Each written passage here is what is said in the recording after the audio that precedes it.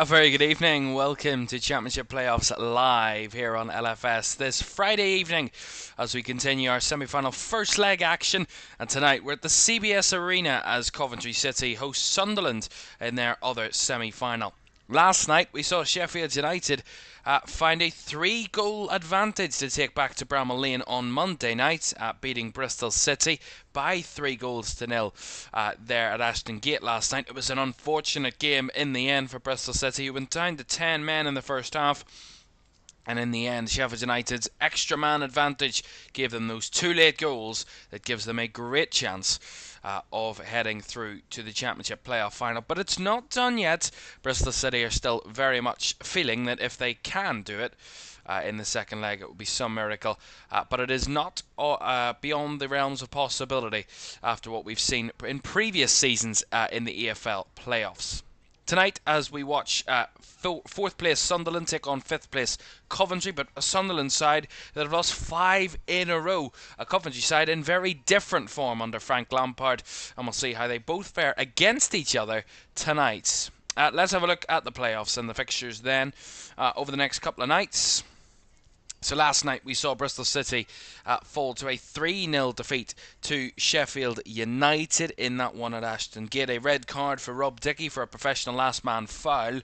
That followed through Harrison Burrows converting the resulting penalty, which meant Sheffield United took the lead into the half. And 2 late goals in the final 15 minutes of that game last night from Andre Brooks and Callum O'Hare sealed the 3-0 victory for the Blades in that one. Tonight, as I said, we watch a Coventry City side who have a very good recent form against Sunderland at home, and they will be hoping that that continues here this evening, and we'll see if that does continue this evening as they play a Sunderland side, as I said, who've lost 5 in a row in the lead up to the playoffs. So that is not the form you want to be heading into the playoffs with. We'll see how Sunderland deal with that tonight. Then the return legs are on Monday and Tuesday night. We're at Bramall Lane on Monday night as Sheffield United with that 3-goal lead over Bristol City. And then the return leg of tonight's tie at the Stadium of Light on Tuesday night as we get all wrapped up and ready for the playoff final on Saturday the 24th of May to see who will be getting that final spot in the Premier League next season. Of course, Leeds and Burnley automatically promoted. So only one of the 4 teams that remains will be heading to the Premier League next season. Will it be Sunderland, who had that horrible double relegation a number of seasons ago from the Premier League all the way down to League One, and we're slow but very passionate climb back to the top flight? Are they within reach? Or have Coventry got the chance after they lost the playoff final 2 years ago to Luton? Can they get their revenge? We'll see who can have the better of it tonight as Coventry do face Sunderland. Let's have a look at the pre-match graphic, the pre-match statistics for this one this evening. And let's start with home side Coventry, who've won 3 of the last 5 meetings between the sides, whether that's home or away. They're unbeaten in the last 5, winning 3, drawing 2 and losing none. Sunderland are winless across each of their last 13 away games against Coventry in all competitions, drawing 5 and losing 8 of those games. Coventry have only failed to win 1 of their last 8 home league games, and that was against Burnley, and they'd won the other 7 in that run, in that last 8. So a very fortress-like fail at CBS Arena very recently for Coventry, and that Burnley defeat was only by 2-1, so a very narrow defeat on that day for the Sky Blues. Sunderland have lost their last 5 league games, winless in 6, and the last win was a 1-0 away win at the Hawthorns against West Brom on the 5th of April. That was their last victory.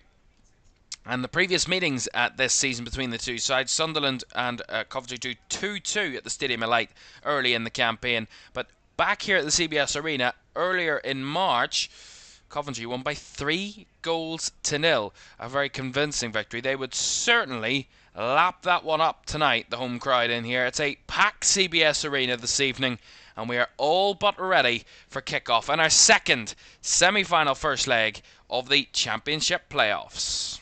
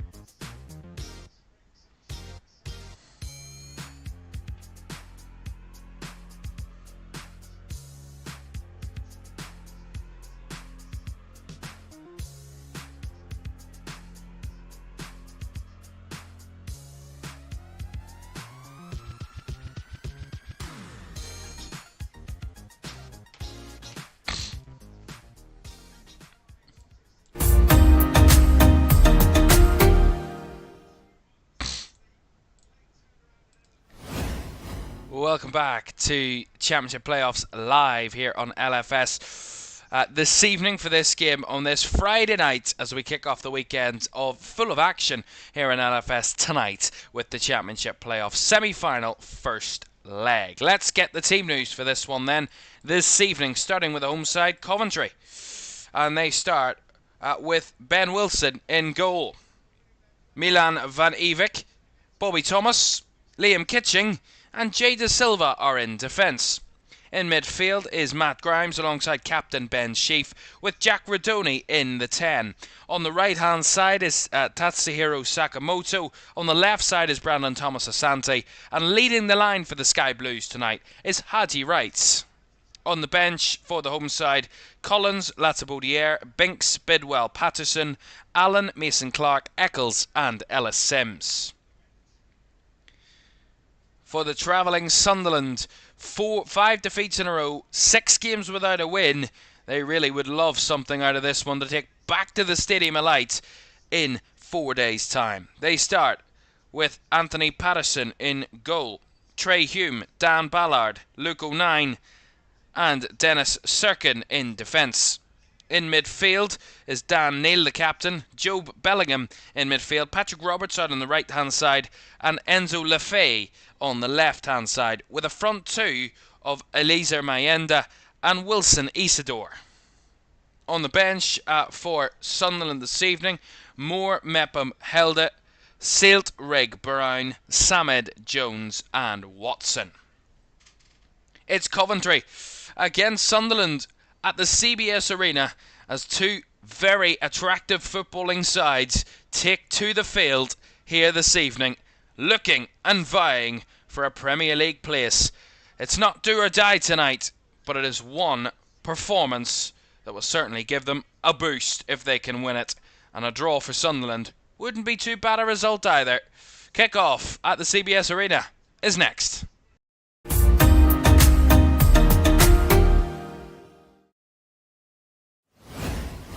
A very good evening. Welcome to Championship Playoffs Live here on LFS this evening after last night's, in the end, comfortable victory for Sheffield United. It wasn't comfortable for very long, or for a lot of that game last night. It's over 70 minutes where it was only a 1-goal advantage for the Blades, but a 3-goal advantage to take back to their home turf on Monday night. Tonight, we watch two sides who are very closely matched in terms of across the season, but a Sunderland side that really didn't need to win any of their games in the final 5 to get anywhere near playoffs. They were well up for it all season, and that is the form they will love to get back to if they can in these playoffs. A form that they really rifled their way into the top 4 and weren't even in need of any points in the final 5 games to secure it. Coventry, not so much. They were fighting to the very final day for a top 6 place, but it means no less now as they finished 5th, and we get underway at the CBS Arena as two very well-matched sides meet for the 3rd time this season, and Sunderland without a win in the previous 2. Coventry picking up 4 points out of the possible 6 against Sunderland this season. And this will be a keen battle, a firm battle, and two very strong storylines that might just be coming to its capitalisation this season. There's Rodoni there under a bit of pressure, trying to flick it on to Haji. Right there was Serkin, who was blocking that one. A bit of battling there down that side, gets a Sunderland throw-in, which slightly confuses Brandon Thomas Asante there of Coventry. And of course, I remember watching the Coventry side against, I think it was West Brom in the Easter weekend, and I remember watching that game, and to be honest, they played well. West Brom made it easy for them, I think, here at the CBS Arena. So West Brom didn't really test them from what I saw that day. And that will be something that, Sunderland will look at, of course, and will look and think, if we can come away with a draw or anything of that sort out of this game tonight, that's not a bad result. We always say, you know, in a two-legged tie, if you can get something from the away leg, you would back yourself to win the home leg to try and get yourself through. And I think that's what Sunderland need to kind of hone in on tonight, and that kind of idea they need to adopt, because this is, as I said, Coventry, a fantastic home form, not only against Sunderland, but their home form this season has been quite fantastic. You know, they're only 2 defeats in their last 14 at home have come against the top 2, Leeds and Burnley. So this place has become somewhat of a fortress for Coventry, and they've won themselves a corner here off Dan Ballard down that left-hand side.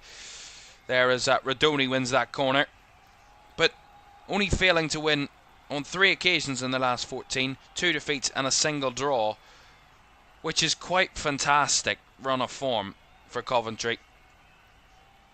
And only losing at home to the top 2. Corner delivered in over the head at the back post. It was Bobby Thomas there that got the header, and it comes off 09. It will be another Coventry corner, and rushing out to take it there is Jack Radoni on that right hand side. Lots of bodies in sky blue surrounding the goalkeeper Anthony Patterson, who might have had his toe stepped on there.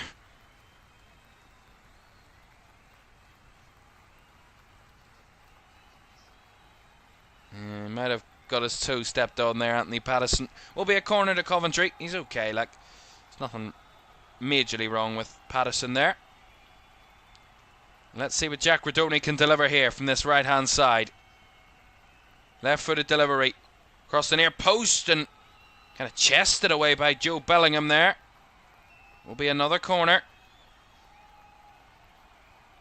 It's a good start for Coventry, keeping the ball in the right area for where they're concerned.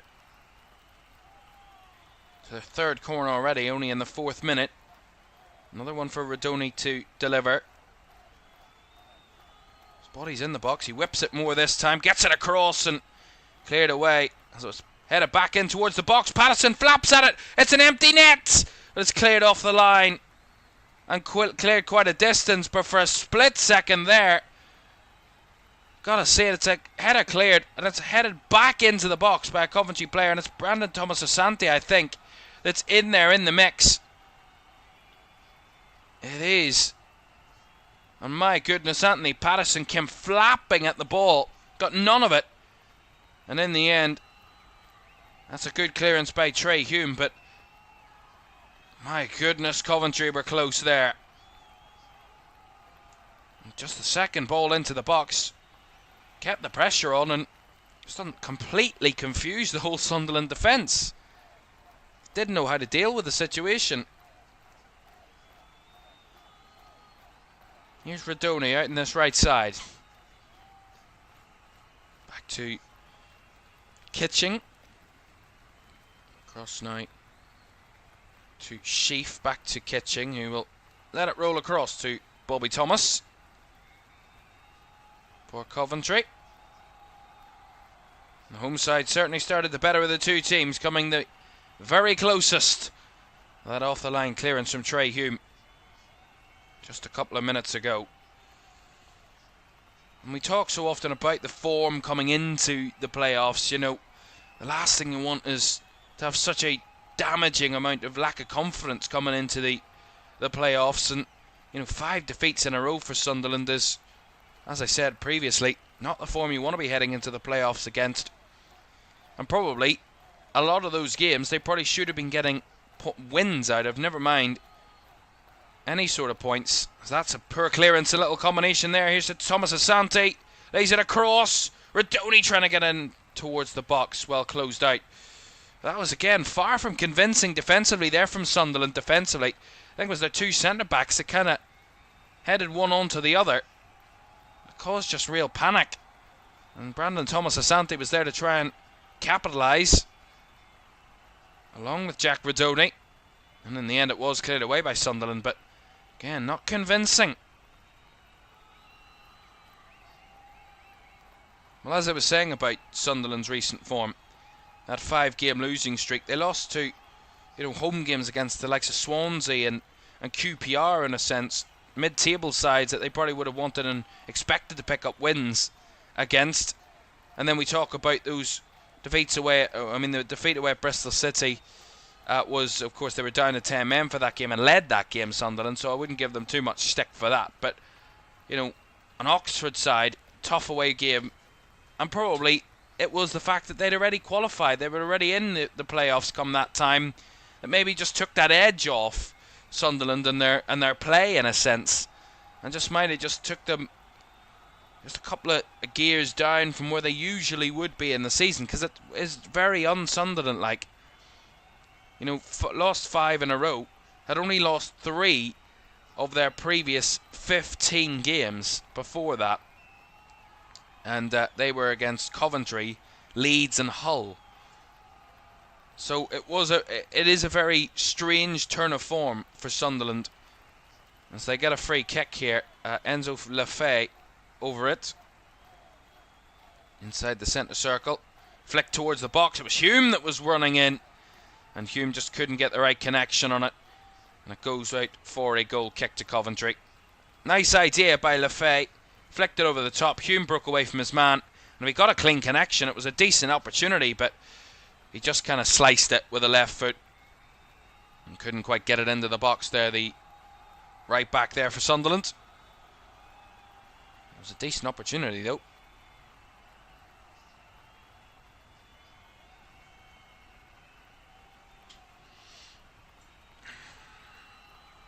Long kick there by Wilson. One in the air by 09. Back the way it came by Kitching. And Radoni couldn't carry it with him. Again, De Silva there for Coventry. Nicely taken down on the far side by Van Evik, whose challenge there was Sakamoto. Absolutely dragged to the ground on that side. And the referee just wants to have a chat with the Sunderland player here, Serkin. And John Busby, the referee this evening. Yeah. Sakamoto was dragged to the ground there. Just a warning for Serkin. A free kick went Coventry's way.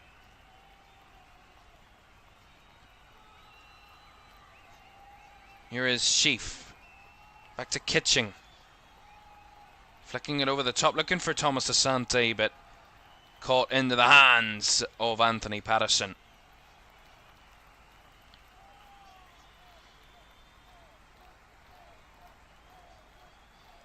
And it's not a surprise that Jack Radoni, playing in a similar position to where Frank Lampard would have played for Chelsea all those years ago, it's not a surprise he's probably one of the most improved players under the former Chelsea captain. And here's a chance for Patrick Roberts to break into the box for Sunderland. Well closed out there by Jay De Silva and helped out by Grimes, who gets it well clear of the danger zone there. But a nice opportunity for Patrick Roberts down that right side for Sunderland. I've got to say, Jack Radoni really dominated that game that I watched against West Brom. Was certainly a dominant figure in a creative sense, as that was not the most convincing header from Kitching to clear his lines, and it goes out for a Sunderland throw in the far side, which gets a rousing response from the away fans here inside the CBS Arena. Hume goes for the long throw. Cleared away convincingly by Kitching towards Thomas Asante, and that's well dealt with back there by Dan Ballard. Let's have a look at the chat. A couple of people making some score predictions. Yeppe Yap, love that. Says 4-0 Coventry. That's very, very entertaining game. Ego Chip says 4-0 Sunderland. Harley says 4-2 Coventry. You're all predicting very high score affair tonight. Very high scoring affair. I mean, I wish I could share your confidence for the amount of goals. I don't expect there to be goals tonight, but I don't expect there to be a hat full of them. course, Sunderland will not go gung-ho for a amount of goals, and Coventry will also not want to make themselves open at the back either. Being their home leg, a little bit more pressure on Coventry tonight, being the home side and having that history of the recent record against Sunderland and also the recent home record. So I do expect there to be a little bit of caution from both teams as Haji Wright wins a throw-in down that left side for Coventry at this moment in time, which Van Evek will come over and take. On this far left side, it looks like it's going to be a long throw for the home side. Let's see what Milan Van Evek can deliver here. This long attempt of a throw.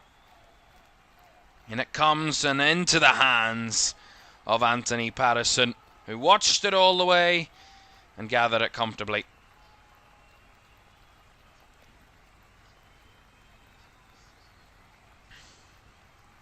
Nice move down the left side here by Sirkin.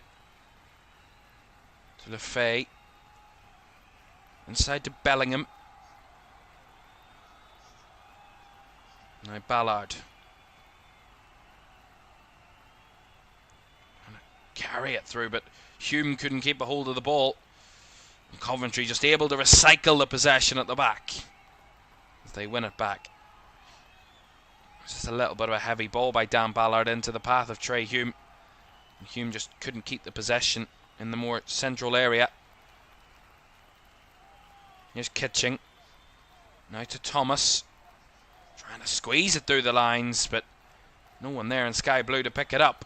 Sunderland retrieve. Sirkin oversteps his mark though a little. And O'Nien forced into the long clearance. And the chip over the top there by Bobby Thomas, a little bit wasteful.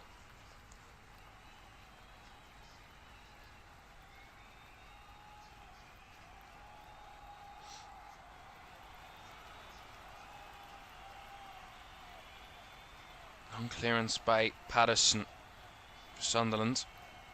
Collision. Good battle down that left side, and coming out on top was De Silva.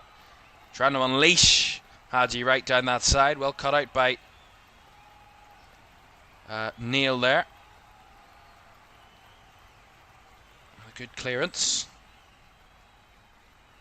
Once again, Coventry back in possession. And that's what we expect Coventry to have a little more dominance in the possession side of things. Sunderland just maybe kind of having to wrestle with that counter-attack. Use that to their advantage. That's a lovely ball over the top to Thomas Asante, who took a great touch. And it was well cleaned out by Sirkin. Nicely brought down the left side here by De Silva. Keeps it in play. Well, it looked like he did initially, but the assistant flagging it on that far side. Out for a throw. Lovely from Brandon Thomas Asante though. Great ball over the top by Kitching. And a great ball into the path of Brandon Thomas Asante, who makes a good touch away from the defenders, and unfortunately for him, Sirkin was there to get the clearance. Excuse me. Oh, a little bit sloppy there. Sakamoto almost winning it back for Coventry. Sliding there was Van Evek, who felt he was fouled, but referee says no, just a throw into Sunderland on this left-hand side.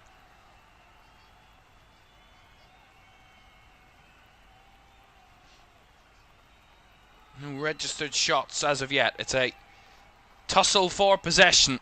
And on that occasion, there's no real tussle there, as that was a poor ball by Sunderland in the midfield. Right out of play for a Coventry throw.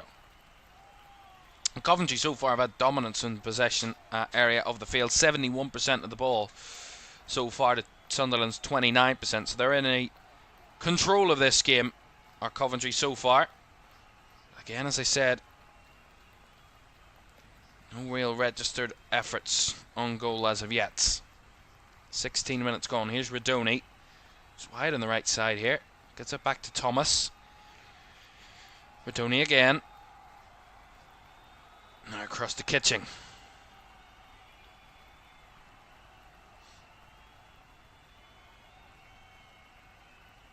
Thomas. Now to Sakamoto. Dribbles his way past his man, lays it back out wide to Radoni, who were trying to reverse it towards the path of Thomas Asante, but nicely cut out by Serkin. That was better from Coventry. They've won it back again. Sheaf. Back across to Thomas at the back. Sheaf again. Now Van Evik. He tried the long ball forward, well blocked on that side by Lefay. And out for another Coventry throw-in.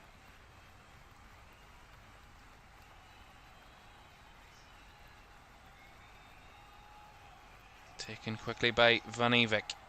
Sheaf. Tussling and battling. Nice work from Ben Sheaf to sustain the possession. Away from Isidore.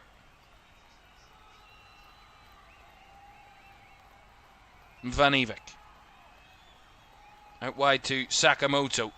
Hugging the touchline. Gives it back to Van Evik, who just lost the ball there on that occasion to Joe Bellingham. And in the end, Sunderland win the throw down that side, getting the ball hit off Van Evik and out for the Sunderland throw on this far left side. Just says if Coventry lose, I'm going to crash out. Well, remember, it is only the first leg, so a second leg is on the cards. That's on Tuesday night at the Stadium of Light. So tonight would only be half-time, in a sense, in the tie overall. As again from that Sunderland throw, they just can't keep the ball. Just unable to sustain any sort of possession so far, the visitors. And Coventry just look a little bit sharper, a little bit more under control in their possession. These early moments. Looking the more comfortable.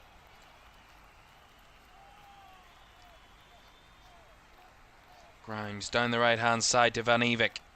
Chops inside. Van Evik has got bodies in the box. Has to cut it back to Bobby Thomas. Through the lines, looking for Sakamoto, who was tussling and bustling with Serkin. And in the end, it's going to be a free kick. Dennis Serkin winning the foul off Sakamoto. And a free kick to Sunderland.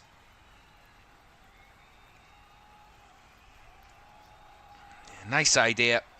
Again from Coventry. They're trying to feed the ball through the lines a lot more. Just break the Sunderland defence right through the heart of it, and a lot of it,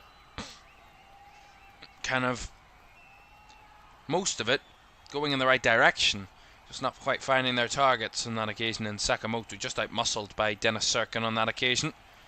Serkin winning the free kick, which Patterson takes long up the field. Header won by Thomas. A little bit of a slice ball by Joe Bellingham in the midfield there. And brought down well by Haji Wright, but a heavy touch took him away from the ball. But I think the referee's going to pull it back for an earlier foul. And it is going to be a free kick to Coventry. Looked like Haji Wright was maybe pulled at as he picked up the ball. That's what the referee spotted. Thomas. Out wide to Sakamoto. Van Evik on the inside this time. Sakamoto back to Thomas. Cross now to Grimes. Into Kitching.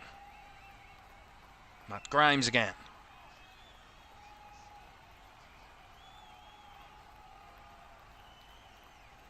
Sakamoto there trying to burst past his man and Dennis Serkin. And Serkin on that occasion took out Tatsuhiro Sakamoto. And it's going to be a yellow card to the Sunderland left back.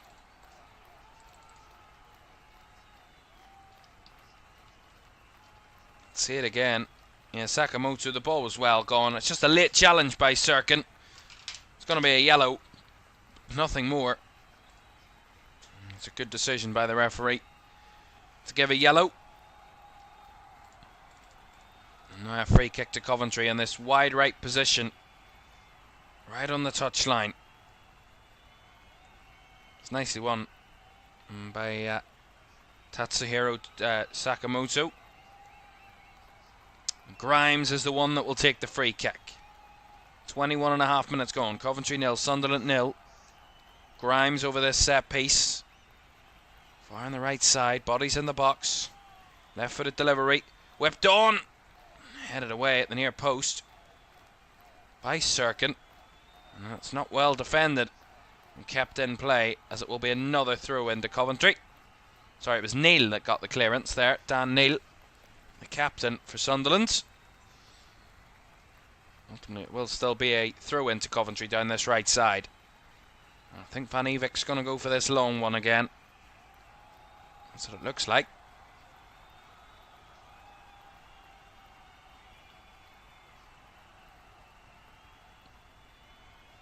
Van Evik, into the box it goes. Flicked away the second ball. And he just caught it in the air, did the captain, Ben Sheaf. And it just slices wide. Quite a distance wide, but it was a good opportunity.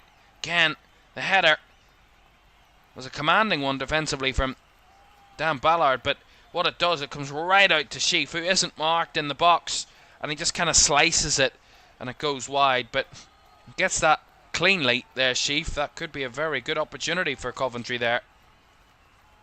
In the end, it didn't quite pan out that way for the Coventry captain. Nice pressing from Brandon Thomas Asante as Sakamoto bursts away with the ball down the right hand side. Well past Lefay. Lovely little skill. And a stretching ball by Sheaf keeps Coventry in possession. Sakamoto down the right side, up against Lefay again. As the outside pass of Van Evik, who goes for the early cross. Cleared away. Breaking away on the spin there is Mayenda. He's not got much options with him. Still going on the counter. Battling and still has the shot at the goal. It just goes wide. Decent opportunity there for Eliza Mayenda. Broke away from the midfield of Coventry in the counter-attack. I said this is where Sunderland could probably find their advantage, and it was really nicely worked by Mayenda. He looked like the chance is gone. He burst past the two markers again around the edge of the box, and then he gets that shot off at the edge of the D with the left foot. It looked like it was always going to curl wide, but certainly had Wilson diving. It was a decent opportunity, just not clinically taken in the end. A decent opportunity there for Sunderland. Their first real opportunity of the game, their first real attacking threat of the game so far for the visitors. But at least they know where their advantage can come. Hinted at that, Coventry having so much of the ball.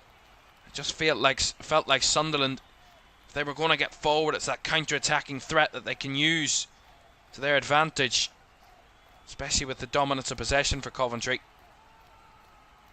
And just try and use that to their advantage, give themselves an opportunity, an out ball. It was a decent opportunity for Eliza Mayenda.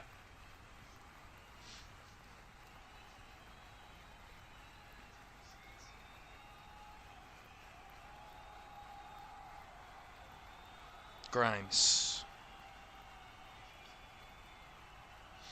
Kitching. Back to Grimes. Goes over the top. Sakamoto's made the run behind. He's onside. He hasn't got much support there, really, as it's stolen away by Joe Bellingham, who got back and helped out defensively. Once again, there's just no respite for Sunderland. Right back at them it comes. Here's Haji Wright on the left-hand side. Wright dribbling into the box. Haji Wright to the byline. Did he keep it in play? Ding to. Here's Thomas Asante. Lays it off for Adoni. You can't get a clean shot. Back in by Van Evik. Falls to Haji Wright too. Canto poke it in. It's still alive as Sunderland clear it away and the flag goes up against Haji Wright. My goodness. 2 or 3 really good opportunities for Coventry in the space of about 20 seconds. It all comes from Sakamoto just making that run in behind. And it just unsettled the Sunderland defence. They weren't able to recover, weren't able to retrieve. And as Joe Bellingham clears it, gets it away with Trey Hume. Lazy clearance by Hume, no one really targeted. And as it comes right back down the left side again, it's Haji Wright breaking into the box, causing a bit of chaos at the byline. And as the ball falls around, away from Thomas Asante, it was Sheaf as well that had an effort.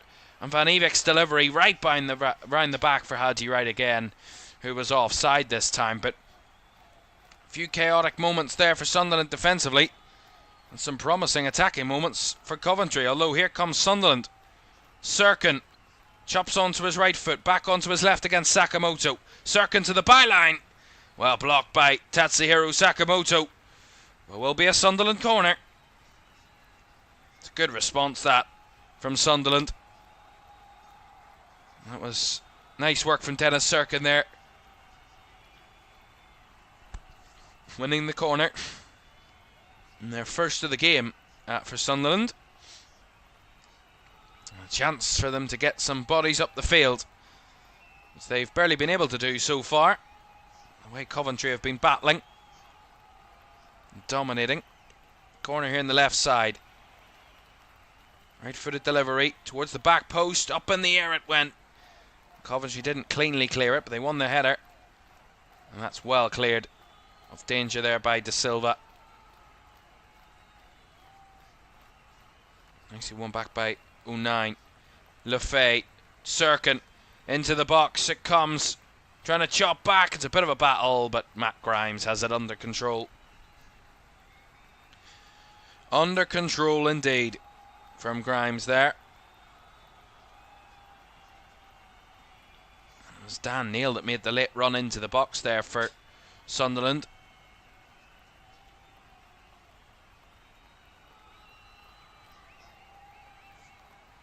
Gotta say, on that front, it has been a lot of Coventry dominance, but I think ever since they, not that it's a massive surprise when a team is dominating, the team that's with a lot less of possession, their best chance of creating is mostly on the counter-attack. That's the way things end up being, but I think Sunderland, once they've kind of got that counter-attacking idea figured out, they're starting to see a little bit more from them now. Then that also opens up the door a little bit more for Coventry. They've maybe had a little bit of a couple of banks of four in front of them and real rigid defence in the early moments, so it's kind of tugging each way. Ball over the top by Kitching towards Thomas Asante. No foul between the two players there in Dan Ballard and Thomas Asante. The referee is just going to stop the game in a moment, as Ballard was down.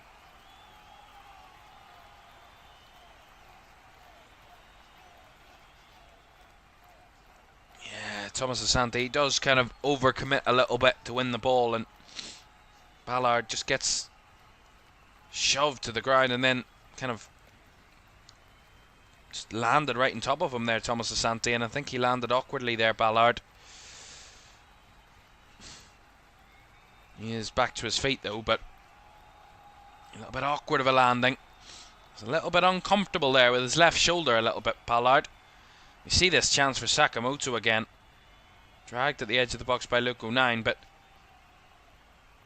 it's fantastic commitment from Sakamoto. And that real good attacking moment from Coventry all basically came from him coming from wide and going a bit central, making that central run in behind. It was caused a little bit of chaos in the Sunderland defence. I don't think they really knew what to do, and once they'd scrambled it away, I think they just kind of couldn't recover from that moment. And they came under decent pressure a minute or two after that, if not before a minute or two, right after it. 30 minutes gone, still 0-0 here at the CBS Arena tonight. It's Coventry that have had the more of the possession, probably the better of the chances, but Sunderland maybe starting to show a little bit more of themselves now in the last couple of minutes. Again, it's Mayenda that's trying to break down that right side. Well blocked off as Haji Wright comes away with it for Coventry. And the block there came off Patrick Roberts, I believe. And that will be a Coventry throw, it is. Well, as I mentioned before, Coventry unbeaten across their last 10 league games against Sunderland since a 2-0 defeat in February 2007. Good 18 years ago now, but Sunderland, as I said, are winless across each of their last 13 away games against Coventry in all competitions, drawn 5, lost 8, since a 1-0 victory at Highfield Road in the top flight in April 1985. Here comes Van Eyck. O'Nien cleared it, not very convincingly though. Van Eyck tried to flick it onto Sheaf, cleared away in the box again by Sunderland. All cleared away. It's good approach play again by Coventry. It's down this right hand side. It's nice combinations. It's Asante that drops off a little bit. Lays it off to Sakamoto. Gives it wide to Van Avik, who crosses. Cleared away. Then Van Avik tries to feed it back to Ben Sheaf as it falls to him on the edge of the box. And cleared away again by Sunderland. But nice combination play. A nice approach play there by Coventry.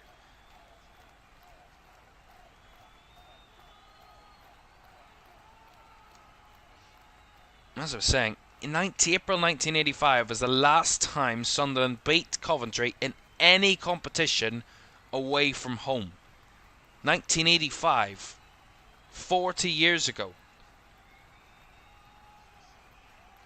To say that kind of not good results away at Coventry recently, it's a bit of an understatement. And there's a man who did play for Coventry. James Madison watching on, his former side.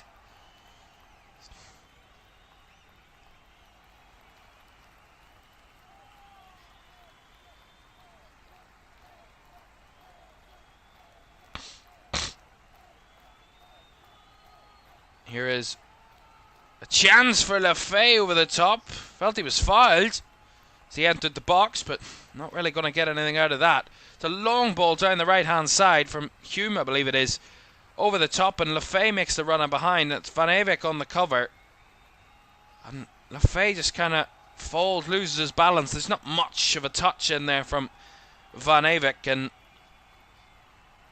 yeah, it doesn't look like a foul to me. And simply back to Ben Wilson, who can gather for Coventry. It's another area Sunderland can try and exploit the fact that Coventry are so high up the pitch. Try and find the runners in behind. If they can get a runner in behind, try and target them on the counter-attack. Might give them a little bit more efficiency in that sort of area.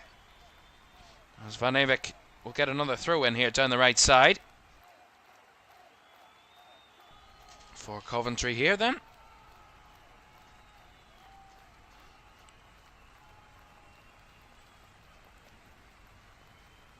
Goes short this time, Van Avik. Sakamoto will whip it round the back post. Great hand by Patterson, who palmed it behind for the corner. The Sunderland players are complaining. I don't know what for. It's a great delivery by Sakamoto, and it's a very commanding bit of goalkeeping from Anthony Patterson there. He had three Coventry players around him, and he came and commanded his area. Put it behind for the corner. Strong goalkeeping by Patterson. As the corner delivered in with the left foot. Cleared away in the box. Brought down to Sakamoto. On the edge, he will whip it in again. Sakamoto. Cleared away by Bellingham.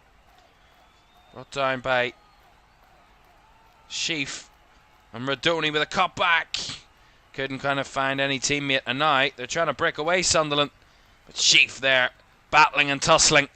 Wins the ball back, just about though, as Grimes has to rescue it back to his goalkeeper. But fully committed there, Coventry. Sunderland not given the chance to counter on that occasion. Here's Radoni. Inside to Grimes. Out wide to Sakamoto. Radoni again. Out wide to Sakamoto again. Looking for runners. Sakamoto, Radoni. Nice ball out wide to Haji Wright, who was well challenged there by Joe Bellingham. And will be another throw in to Coventry. It's good work from Coventry there. Again, good build up. Radoni was linking up down that right side. And Van Avik over to take another throw in here. 9 minutes to go of the first half. Still no breakthrough in this one. Coventry with the better of it so far. Van Avik. Long throw into the box. Cleared away at the front post. Grimes hits one, but it's well over the bar. Yeah, it would have been a great strike. Would have been a great goal. Ball cleared away at the front post by Sirkin, and then it falls sweetly on the volley for Matt Grimes, who hits it clean. It was always rising, and over the bar it went. Again, it just to look a little bit sharper, Coventry. A bit more confidence within them. That's a hooked clearance by Ballard. Well held up by Mayenda. Felt he was fouled, and he's got a grip of Kitching there. Be a little bit too eager there, Mayenda. Bit of frustration coming out at losing that challenge. Just a throw in for Coventry. Kitching.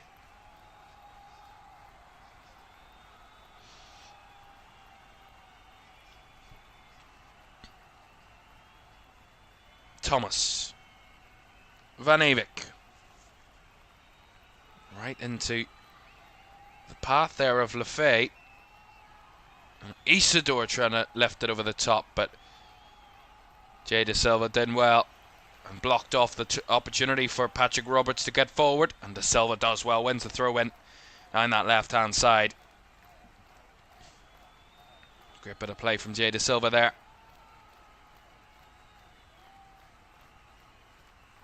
Once again, Sunderland are trying things to get in and away of this Coventry defence, but Coventry just seem to have the answers at the moment. Here's Sakamoto.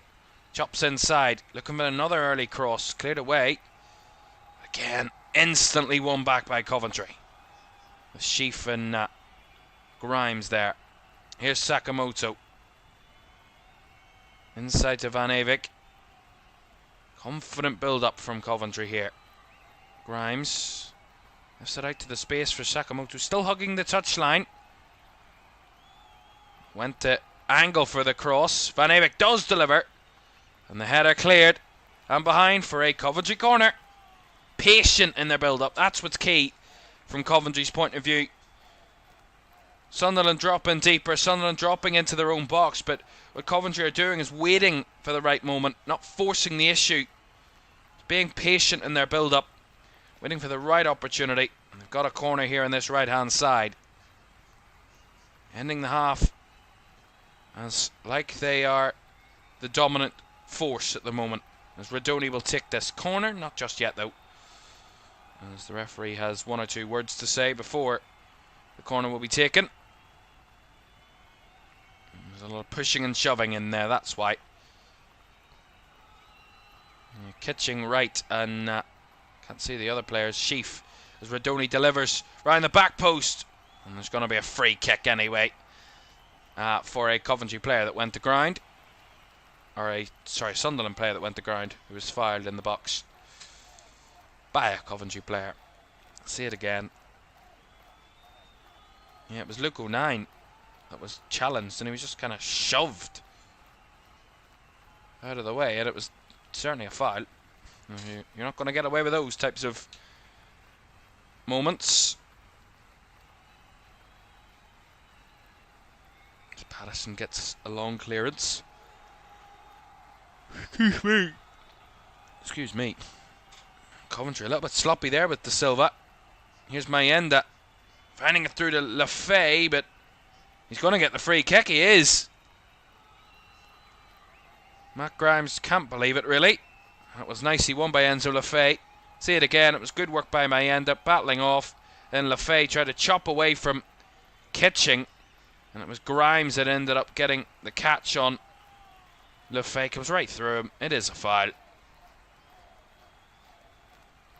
Yeah, it looks like a foul to me. It's going to be a free kick to Sunderland. Around about the edge of the box here. They've barely had much action in the final third in this first half. But this could be a big moment. 24 yards out, slightly to the right of goal. This could be a very good opportunity.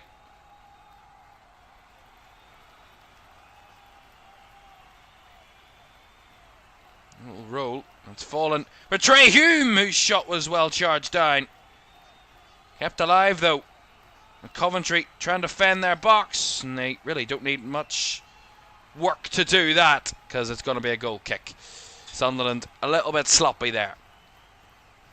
Salah Walter says the game seems to be dull. No goals at all. Jaden says been a bit poor this. Hope we get goals second half. Yes, I think Coventry, it's one of those, it's contrasting between the two sides. Sunderland are having a lot less of the ball, so they're dropping a lot deeper and kind of protect their area. And for Sunderland, all they want to do is come away with a good result. A draw would be a 0-0 draw would be a great result for Sunderland in the grand scheme of things, because they have the second leg at home. For Coventry, it's a lot on them. It's a lot of pressure on Coventry that they have to deal with. Sunderland are not going to fly forward. They're going to hit them on the counter-attack, and that's going to be Sunderland's main form of attack. But Coventry are, and that's the way it's turned out. Coventry have dominated the possession, having more of the chances, just finding that right moment to have a clean effort with such a crowded area that you have to try and attack. It is a little bit difficult, and sometimes games like this can turn out this way, of a little bit cagey in that sense. Coventry with a lot of the ball in the Sunderland half, and Sunderland just dropping off a little bit deeper, sitting back a little bit more and hitting them on the break. Just takes one moment of magic though. Sakamoto chopping inside, laid it off to Sheaf. Again, very crowded box. Here's Van Eyck. Has to cut it back to Sheaf. He takes a nice first touch and was brought down there a little bit late there by Isidore, and it will be a free kick to Coventry. It's nice work from Ben Sheaf. Saw the challenge coming, sidestepped him, and then Isidore was just late. I mean, it's just a bit silly that from Isidore. It's what you call a striker's challenge, that one. And certainly didn't get any of the ball, Wilson Isidore. Filing Ben Sheaf to give Coventry a free kick. 90 seconds before the end of the first 45. We'll see how long will be added on in about 90 seconds time. But Sheaf, who won the free kick, will be the one that will take the free kick here in this right side. The Coventry captain over this one.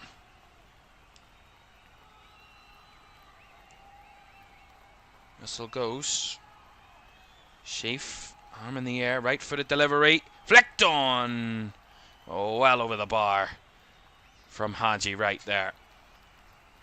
Yeah, again, it was a decent delivery by Ben Sheaf. I think in the end, needed a little bit more whip on it. Just right onto the head of Haji right, and it's difficult to try and generate the power and the direction and the accuracy on that type of cross, and that's why it went flying over the bar. Jaden says that would make sense then, why it's KG promotion playoff. Understandable then, my mate. Indeed, it's one of those where, we see it a lot in first legs of games, and I mean the Champions League completely defies description in this basis, but first legs of two-legged ties are usually the more cagey, because the away side want to sit deeper.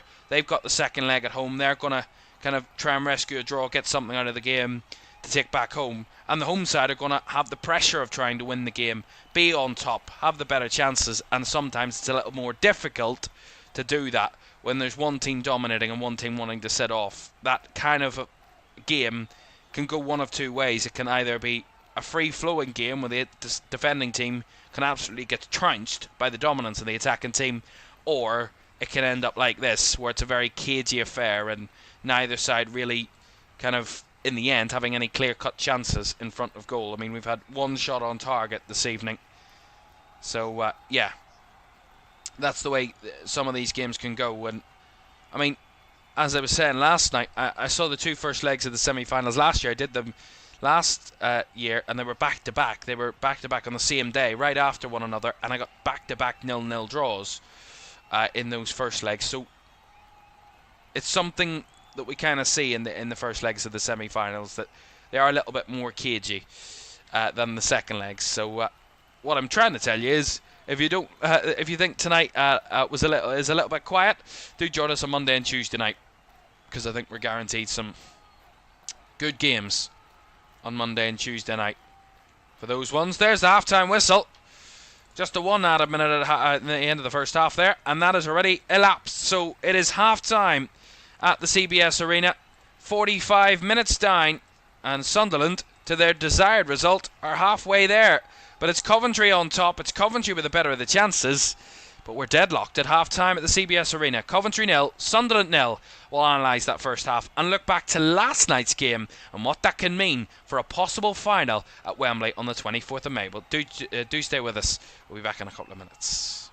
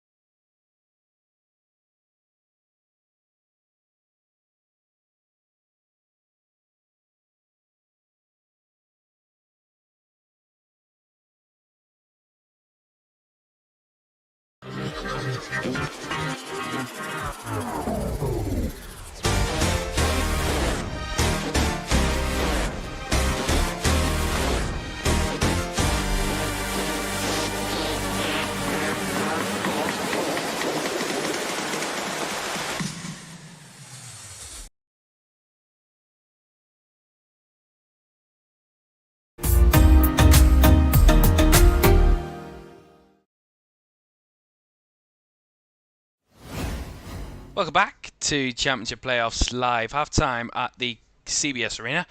It is Coventry City 0, Sunderland 0, so no goals between the two sides as of yet. A first half that was really quite linear in that sense of it was very Coventry being the dominant side, the side in control a lot of the ball, and probably the better of the chances.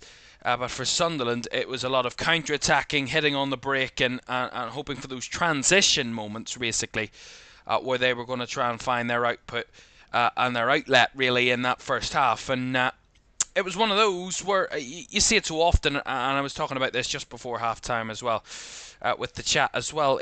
It's one of those where, I mean, we kind of seen it, it probably could have ended up the same way last night. In that one, obviously, the red card and the penalty changed the whole dynamics of that game last night. But it was the same type of vibe last night in the first 40 minutes of that game. A little bit tighter, a little bit more kind of compacted between the two teams and very rigid in both the ways that we're playing. And we talk so often about this kind of battle. And I think when you analyse it, you know, when a team is dominating a game, for example, Coventry in this case, who, in terms of, if we want to equate that, 75% of the ball, so 3/4 of the possession Coventry have had in that first half to 25% for Sunderland. So they're in dominant control of the ball. But sometimes that can be a negative in a sense. It can be one of those where the home side, yes, they'll have 3/4 of the ball, but sometimes too much possession is a thing. I think it doesn't get talked about enough, is that when a team has strong defence, when a team are set up in a way to defend, to see out a game, to try and solidify and compact their defence and not allow the opposition to get anywhere near their box, and that is their sole focus, having about 70-80% of the possession is probably a negative, because you're just passing the ball around, trying to recycle it, and the defending team are going, right, we don't really need to move.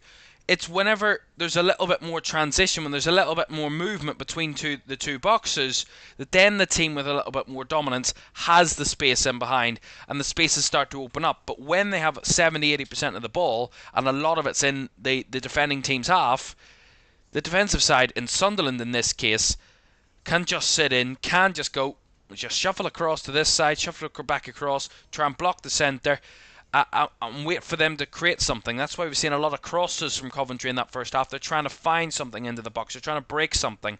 And I think one of the best glimpses of where we saw Coventry actually get in behind was when Sakamoto just came off the right side. He's been hugging the touchline for a lot of that first half. Tatsuhiro Sakamoto, the right winger for Coventry. And once he came inside and made the run in behind centrally, between the two centre-backs of Sunderland, it caused a little bit of chaos, a little bit of unnervingness of the Sunderland defence, and it caused a little bit of chaos, allowed Coventry to maybe have one or two extra chances, and more space than probably they would have had in those areas than they did have, obviously, other parts of the game, where they were just in dominant possession and Sunderland were just sitting in.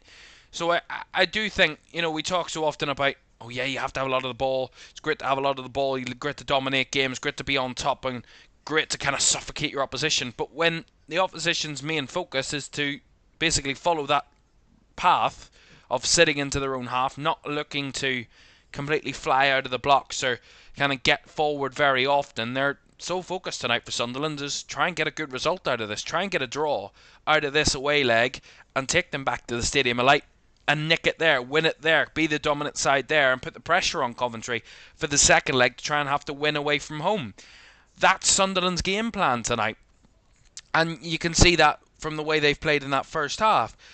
If you categorise that Sunderland, it's not often that they do that. It's probably very rare that they've done that this season. But when it comes to the playoffs, it's knockout. It's knockout football, you know. You have to be on your A game, and for Sunderland tonight, they don't need to be dominant in attack because the pressure's on Coventry as the home side, and they know that. Coventry know that, and so far, Coventry with more possession, more chances, the better of it, no doubt. But once again, we look at clear-cut chances. They've had one shot on target out of their 6 shots. Now, of course, Frank Lampard will want more out of his team and be a little bit more creative and a little bit more threatening and efficient in the final third. But for Sunderland, it's all going pretty well at the moment. It's not really not going their way in a sense. It's quite convincingly going in their direction. And, you know, as I say, it only takes one moment. This can change. You know, as we saw last night, that Sheffield United game was probably edging the same way in that first half. The red card, the penalty completely changes the game. And I think the Sunderland manager will be saying at half-time, that's exactly what they need to focus on. Don't do what Bristol City did last night. Not that Bristol City did it on purpose, of course not, and they were probably being a bit more attacking because they were the home side. But what I mean is, for Bristol City, what happened to Bristol City last night, the Sunderland manager will be relaying to his players that, you know, this game can change in a matter of seconds. You make a silly mistake, you give the ball away, you concede a penalty, you concede a red card. Those are the moments that define the playoffs, and Sunderland will know that well more than anybody. But I think the manager will be relaying that message as well. It just takes one moment to slip up. You need to be concentrated the whole 90 minutes. And I think Frank Lampard will be telling his own players that for the Coventry side of things, that, you know, Sunderland have a tough job on their hands. If they're going to continue in this vein in the second half, you might be able to sit back and sit deep and try and block your box. But if you've got kind of constant attacks coming right at you, and they're trying to barrage you and find a way through it, it's very difficult to stay 100% concentrated for the full 90 minutes in that sort of system. And we'll see how it plays out. But Coventry certainly the dominant of the two sides, but not able to find the net just yet. They've come close, but not close enough to find a way past Anthony Patterson in that Sunderland goal. Reminder for you what happened last night then from that other semi-final, as I mentioned about how the game can change in an instant. Rob Dickie was shown a red card for a last-man foul, a professional last-man foul last night on Kiefer Moore, and that ended up giving them a penalty. Sheffield United, Harrison Burrows converting just before half-time. It looked like it was going to be a narrow win for Sheffield United on the road at Ashton Gate, but two late goals from Andre Brooks and Callum O'Hare, the two substitutes in the final 15 minutes of that game, made it a little bit more comfortable in the end for Sheffield United to take back to the Bramall Lane on Monday night. And that is a reminder for you that we do have the second legs of the Championship Playoff Semi-Finals Monday and Tuesday night here on LFS. And also tomorrow we have a Premier League offering for you tomorrow night, 5:30, as we watch Bournemouth take on Aston Villa. Bournemouth still chasing Europe, and Aston Villa still chasing the Champions League. So it's all to play for at the Vitality tomorrow night at 5:30. We hope you can join us for that one tomorrow. Right, second half between Coventry and Sunderland. It's 0-0 at the break, but is there a goal to come in the next 45 minutes? We'll see. Second half's on the way next.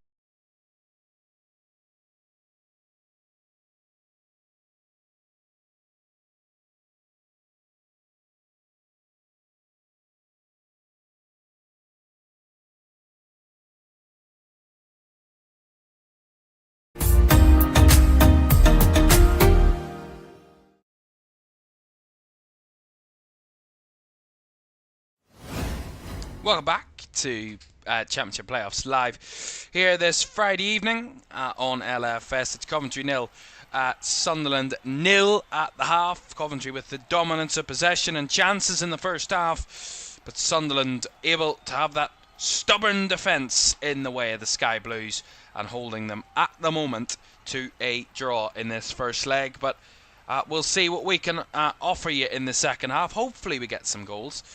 I do expect there to be one or two at the very least, but I don't think Sunderland are here to play tonight. I think they're here to get the the desired result of a draw in any which case and take that back to the Stadium of Light where they feel they can win. Of course, the second leg,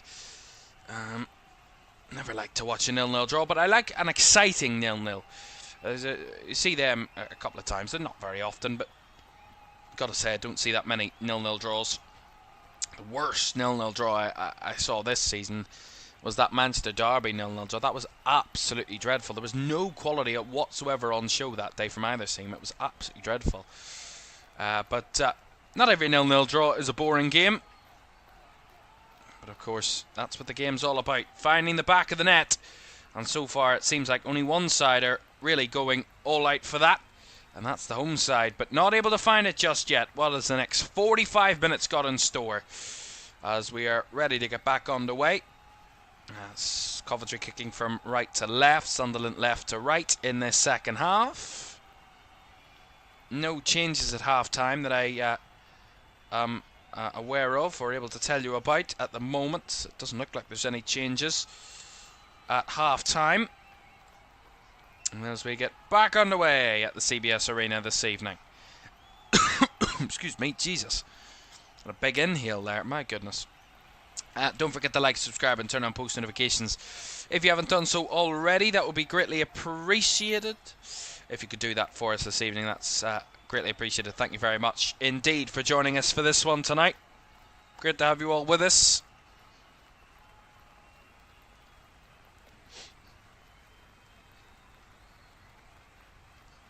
Caught in possession there was Grimes. Here's Joe Bellingham. Well carved out and cut out by Bobby Thomas. Out for the Sunderland throw down the left side.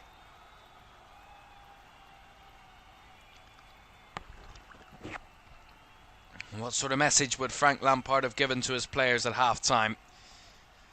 I would guess they would have been a feeling of just up the tempo a little bit more, be a little bit quicker, be a little bit more creative and try and get towards the box a little bit more aggressively.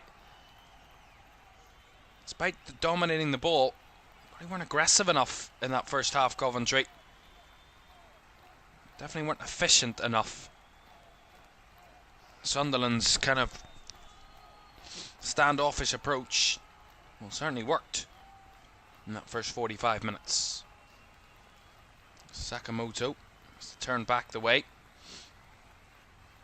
Here's Thomas to Grimes. Down the right hand side, Van Avik. Inside to Sheaf. Nice little combination. Radoni can't find the ball through, and in the end, a last touch off Jack Radoni there as it goes behind for a goal kick.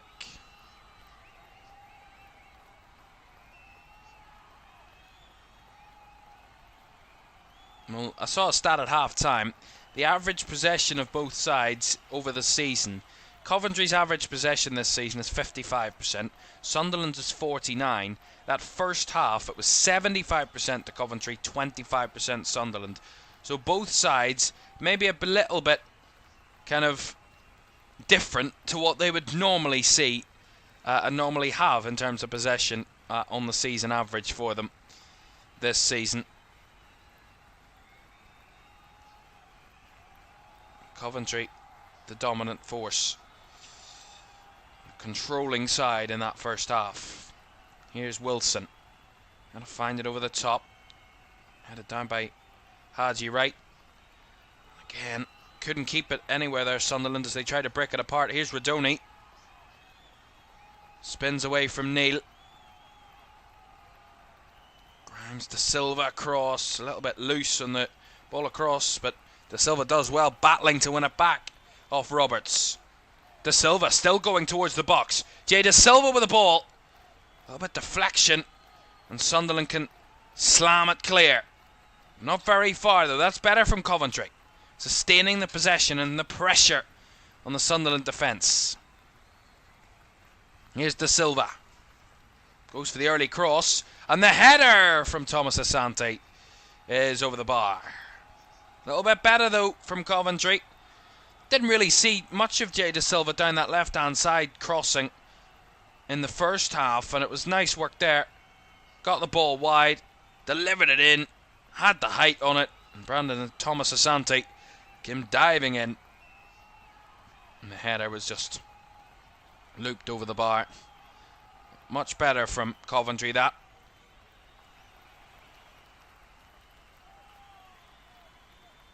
As the ball bobbles its way back towards Ben Wilson in the Coventry goal. Sheaf surrounded by a few. Tussled away. And a loose pass in the middle there. Well, won back by Sakamoto, who was brought down by LeFay there. Free kick to Coventry. Yeah, it was great work from Sheaf initially. Loose pass in the middle came from Radoni. And it was well won back by Sakamoto, who won the foul. Here's De Silva. Haji Wright couldn't get very far. And as he tried to break past Trey Hume, Hume went to ground. Gets a free kick for Sunderland.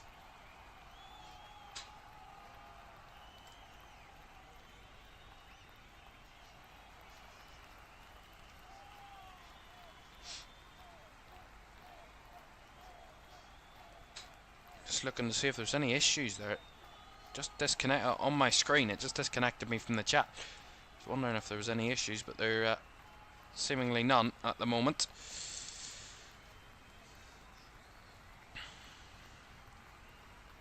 Roberts done well, chopping inside there for Sunderland. Lovely little 1-2 combination, but no one to get on the end of that pass from Patrick Roberts.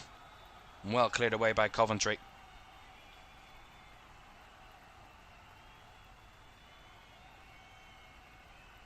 And Nabin says 0-0 full time. He certainly made it clear. Put it in 4 times. If we would refrain from spamming in the chat, that would be very kind. We'll see your message, so don't worry about that. Here is Haji Wright down the left-hand side for Coventry. Chops back again, but well covered. Patrick Roberts dropping back to help Trey Hume. Hume breaking away, but the pressure from Coventry forces Hume to give a cheap pass away. And that's a battle there with Radoni and Roberts. I think Jack Radoni felt there was a corner there. But officials say goal kick.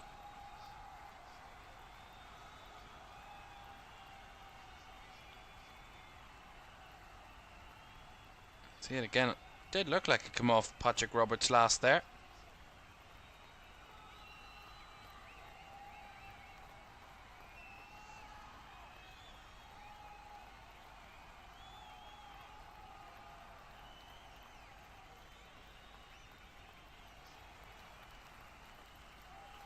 Here's Haji Wright running in behind. Well challenged again by Trey Hume.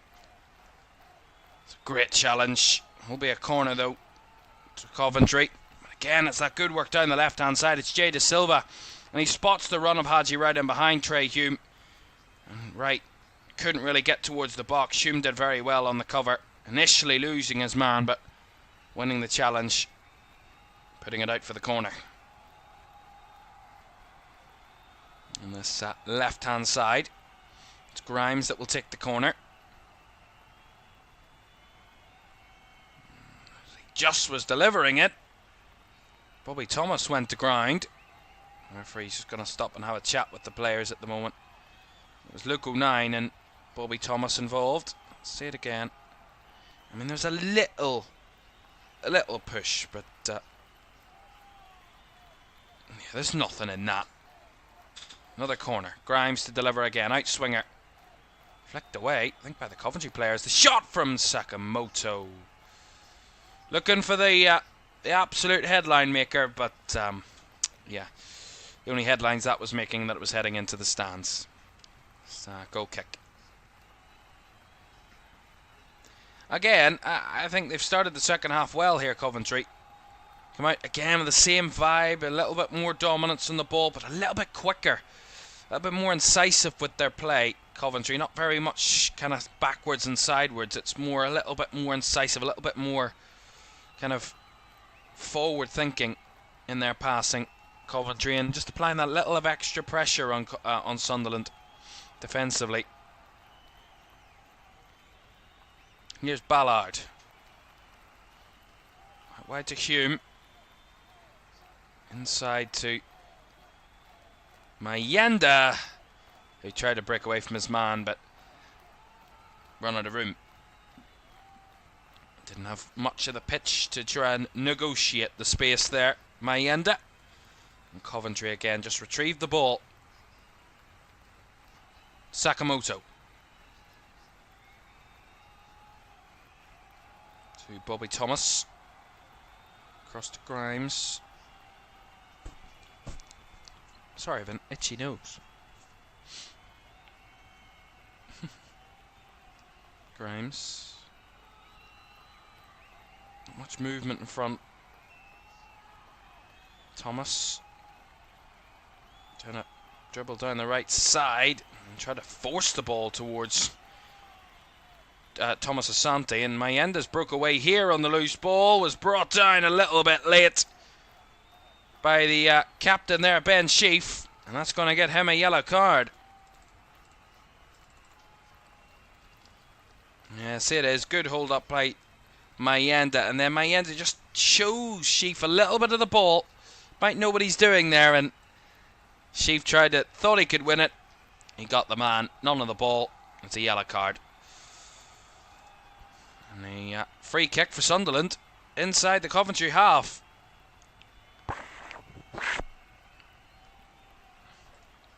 It's not happened too often tonight. Goes short with it. Round the corner here. And they're trying to win the corner. And they do win the corner off Mayenda again. Again, it was a smart free kick. All the Coventry players thought they were going to get the delivery into the box, but it was a nice reverse ball into Mayenda's path down the left channel. And as he tries to cross it, blocked off a Coventry defender, wins a corner. It's the second corner of the game for Sunderland. First of the half. And a rare foray forward as the corner chicken's short. Neil to Lafay, who's a long way out here. Whips the ball in. The shot round the back post is over the bar by Trey Hume. That's another one for Hume. And another one not taken. Again, it's all come from the two that actually were involved in initially taking the corner. The ball comes all the way back to Lafay, who whips it back in beautifully, lifting it into the box. And it's Trey Hume free at the back post again. And he just completely slices it once again. Another clean connection from Trey Hume there, and that could be a great chance for Sunderland. And the Sunderland manager there, seeing how much that moment really could mean for Sunderland, that one there. And yeah, for what they've seen tonight, a rare foray forward for Regis Labree's side. Of course, his first season as Sunderland manager this season. 21 games out of 48 won this campaign.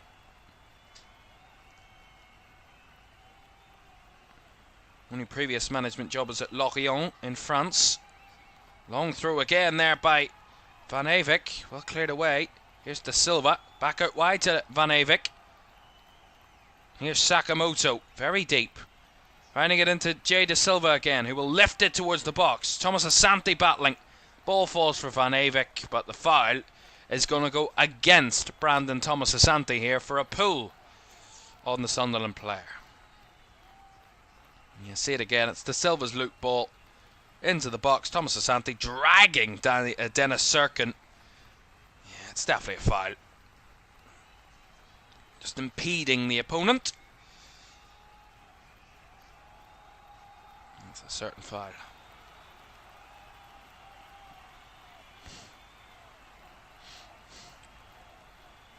The home fans still in full voice as to what they've seen from their side tonight. A rarity to see the CBS Arena at full capacity. As that Van Avik there was a little bit late on that occasion towards Enzo Lafay, and it's going to be a foul. Yeah, he just steps across the man. It's a definite foul. And Milan Van Avik The Dutchman gets himself a booking. It's the second Coventry player to be booked in this half. Maybe Sunderland are just trying to buy a little bit more fouls and committing some more kind of challenges from Coventry. Try and get themselves some set pieces up the field. Not a bad idea. Another free kick taken from a long range out. Flicked on into the box, but right towards Ben Wilson in goal, who tries to send Brandon and Thomas Asante away on an attack here. Nicely closed out by Dan Neil. And out for another Coventry throw on the far side, but Neil had a job on his hands there and he had to get it away from the threat of Brandon Thomas Asante, and that he did.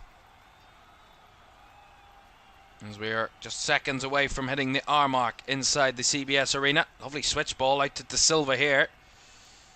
Up against Hume. Just lost his balance there, Jay De Silva, and Hume strides away with the ball. Feeds it down the line, looking for Mayenda. But Matt Grimes tracked him all the way and wins it back for the Sky Blues.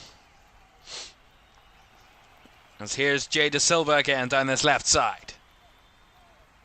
Arrows it towards Haji Wright to try to flick it on. Cries of handball there from the Coventry players, but I think the referee smiles as he reacts to those calls of handball. It's never a handball. Dan Ballard has his left arm right down by his side. It's never a handball. And Haji Wright, I'm sure, knows that. It's going to be another long throw-in for Coventry, though, down this left-hand side. So Van Avik called into action once again. Van Avik. Into the box it goes. Not convincingly cleared edge of the box here. Sheaf laid it off. De Silva. Sheaf trying to wrestle into space. And the shot from the edge comes and dragged wide by Jack Radoni. I think there was a challenge or a deflection in there. We'll take it for a corner. Better from Coventry. Good determination. Good endeavour from the captain, Ben Sheaf. Held it up and then it fell for Jack Radoni on the edge of the box. His shot was deflected wide for the corner. It's a little bit better from Coventry. You can feel they're starting to knock on that door. Try and find that breakthrough. Radoni, who won the corner, will take the corner on the right side here.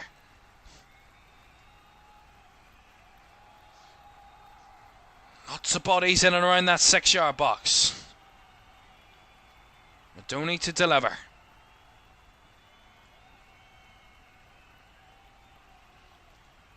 Left-footed. Easily cleared at the near post.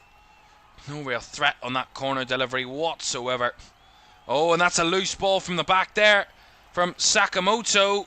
Great challenge though by Kitching. However, he's actually going to give a foul here, the referee. And it's Liam Kitching that's going to get penalised for this challenge. And he's going to get a yellow card. And Liam Kitching. Initially I thought it was a great challenge. We'll see it again. Yeah, he just kind of bundles into the back of Ballard there. Don't know what I was talking about. It's definitely a yellow. It's definitely a foul. But yeah, it's definitely a foul. Again, another Coventry player in the book. It's the third player this half. They're racking up those yellow cards of the Coventry players. 2 of their back 4 on a yellow now. Van Avik and Liam Kitching, and their captain Ben Sheaf. Another chip ball over the top from the free kick for Sunderland. It's fallen nicely into the box here. Can they get a shot off the shot? Blocked by their own man. Still alive. They've reverse effort. Hit round the corner by Ballard.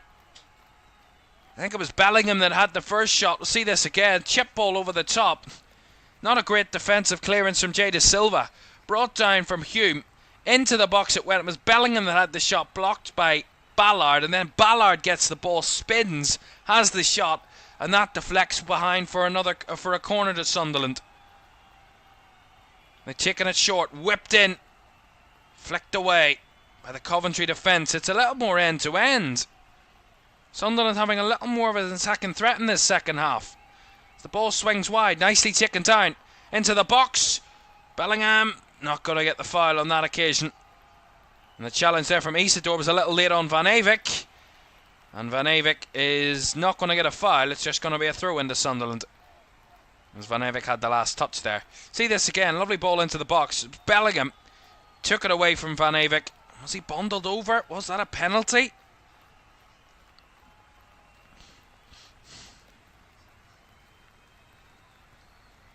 Yeah. I mean, I get there's contact on his left leg there for Jobe Bellingham, but I don't think it's enough for a penalty in my opinion. A little bit soft. And Sunderland made a real mess of that throw-in.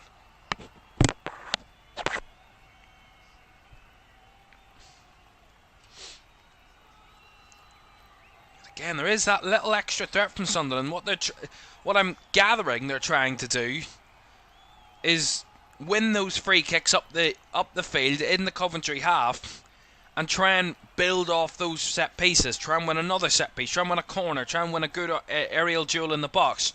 Those types of moments where you never know what can happen in and around the box.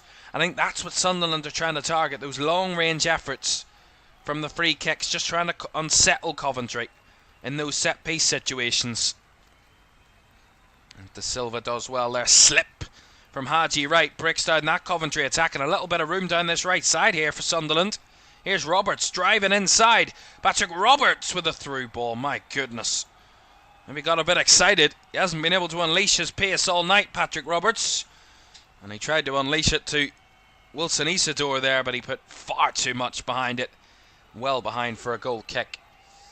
He's got a little bit giddy there, Patrick Roberts, with his breakaway. And overcooked the pass. 25 minutes to go. Coventry 0, Sunderland 0.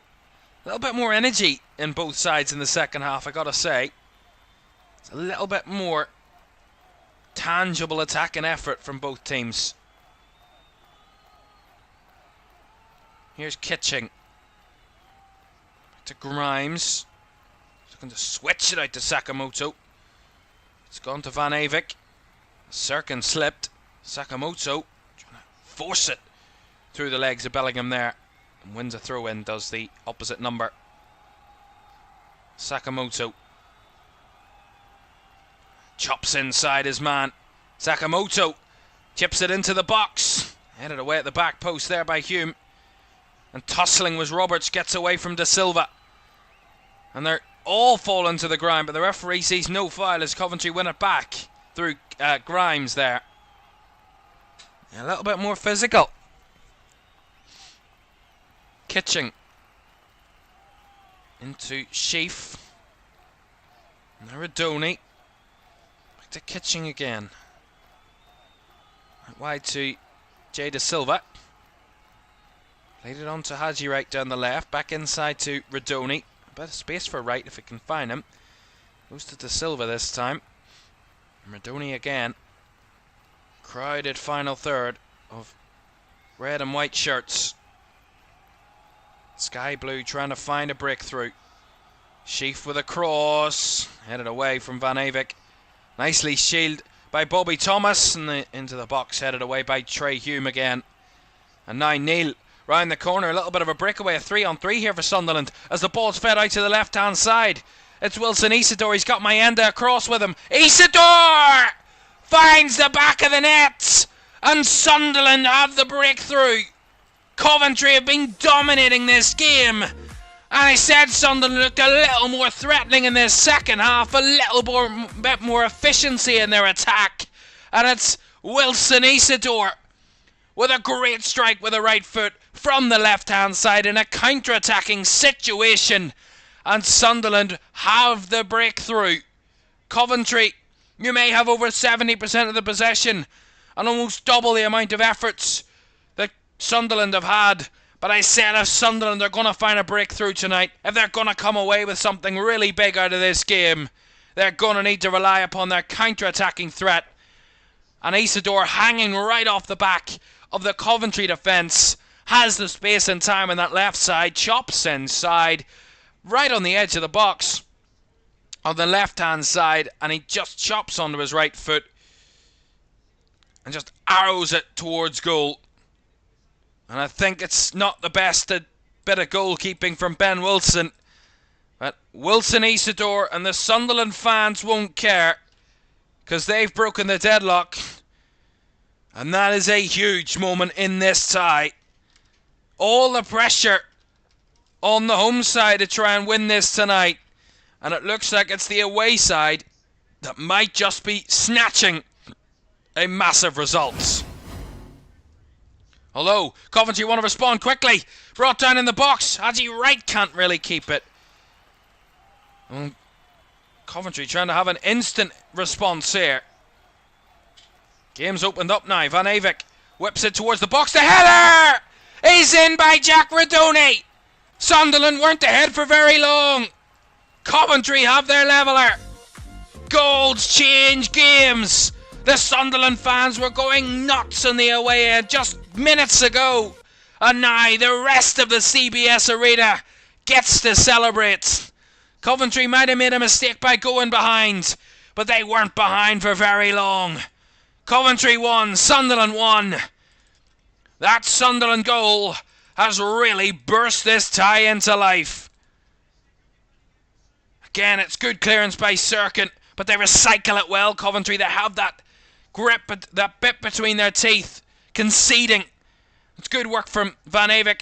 Heads it up, holds it up, lifts it into the box from the right-hand side. Great cross by the Dutchman, and it's Jack Radoni. Gets highest and gets a very commanding header on the ball and fires in the equaliser. Less than 2 minutes after Wilson Isidore gives Sunderland the lead. It's Coventry 1, Sunderland 1. Fantastic couple of minutes. And there you are.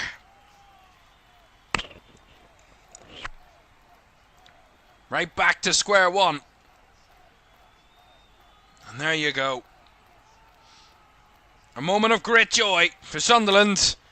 Just minutes later, turns into a moment of great disappointment. As Brandon Thomas Asante has been replaced here. Just on the back of that equaliser for Coventry. And Ephron Mason Clark has come on in his place. Another double barrel surname there. One replacing the other. So Ephron Mason Clark replacing Brandon Thomas Asante for Coventry. And that man, Jack Radoni, I said it's no surprise under the manager he's under that he has massively seen an improvement in his numbers and his output this season for Coventry City overall. All of his goals coming in the Championship. That was his 10th Championship goal of the season after he scored a brace against Middlesbrough on the final day. Jack Radoni has now scored in 3 successive home games for Coventry. It's actually a 4th game in which he has registered a goal involvement. Scored in the last 3, scored 4 in the last 3, and he got an assist in that 1-0 win over Portsmouth. So 4 games in a row at home that Jack Radoni's found and been influential in finding the back of the net. It's actually his 7th goal in his last 11 games, so he's in a hot rod of form, Jack Radoni.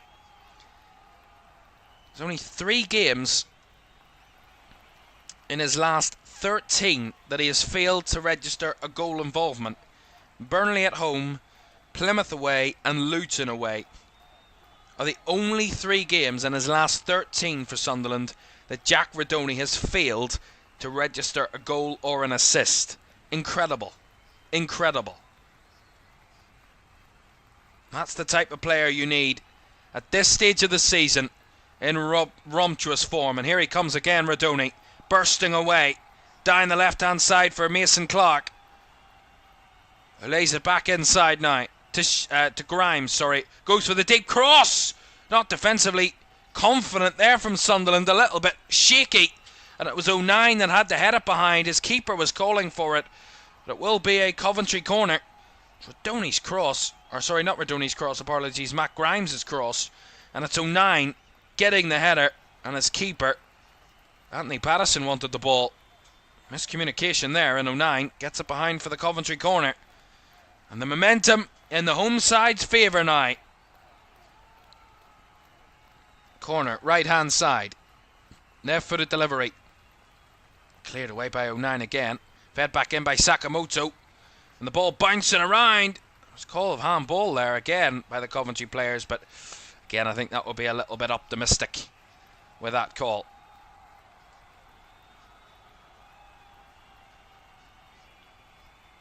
Long ball over the top. And again, better pressure from the Coventry forward line as Trey Hume forced into giving away another corner on this occasion.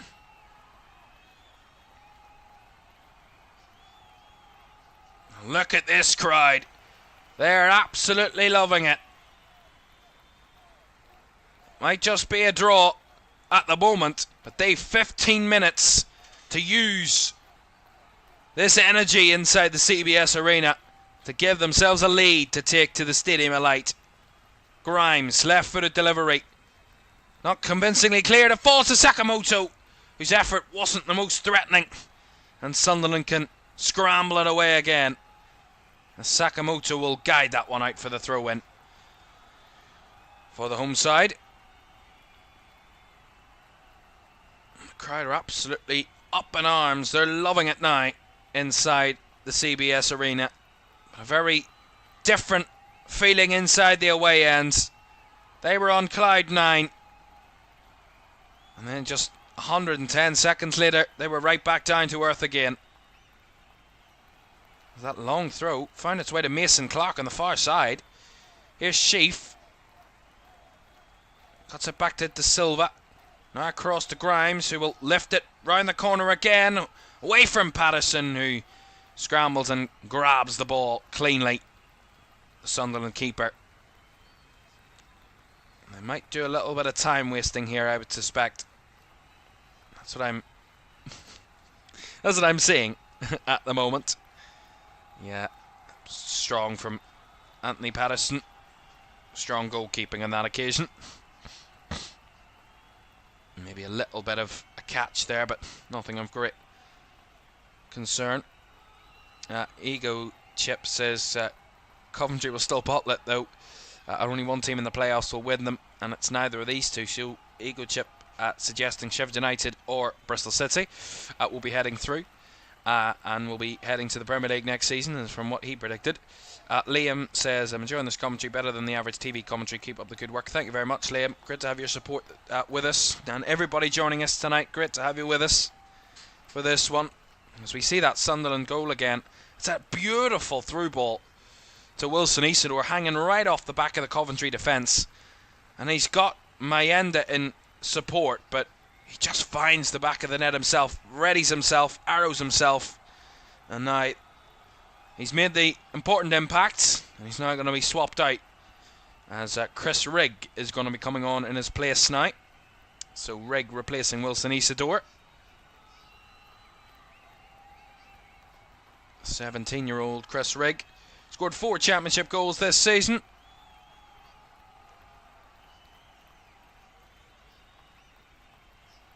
A lot of those came in the early half of the season. Hasn't scored since Boxing Day, Chris Rigg, when he got an equaliser away at Blackburn.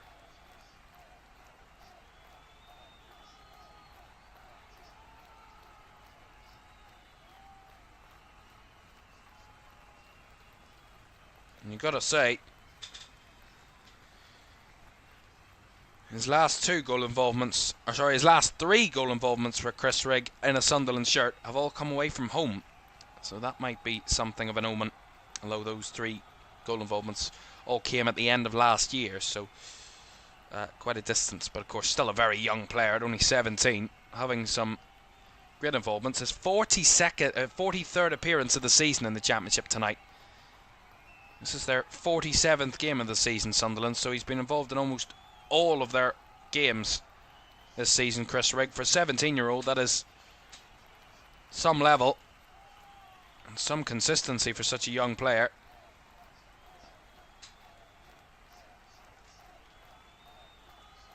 Here comes Sunderland down the right side here with Patrick Roberts. Might want to try and snatch another. It's Roberts, chips it!